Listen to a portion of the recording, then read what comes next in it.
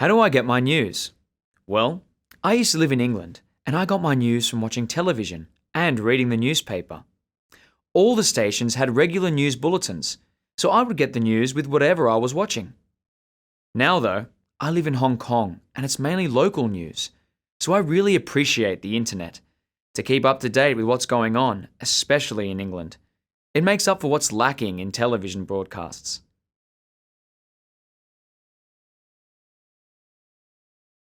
My news? Well, that would be from the internet, mostly on my phone. As a fisheries researcher, I really need to know about the weather, and I have an app that gives me updates. I don't spend much time at home, and so I don't have a TV. Sometimes when I drive, I listen to the news on the car radio.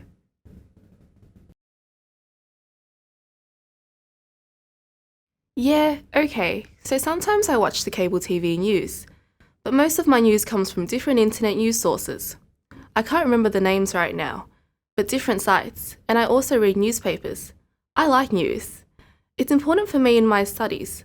I went to study international relations, so it's good to have these sources.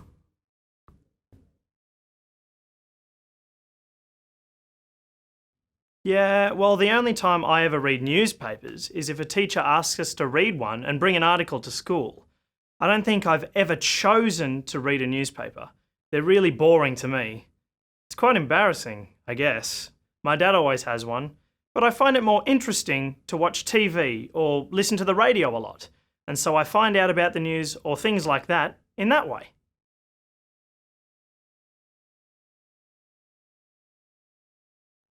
I usually get my news in the morning off the internet.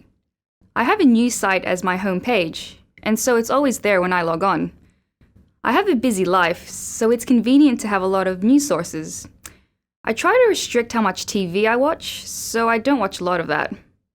But the other important way I get news is from The Economist magazine. The stories are in-depth, and I have a whole week to look at them.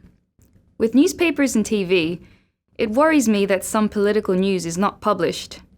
I don't think that's good in a globalized world.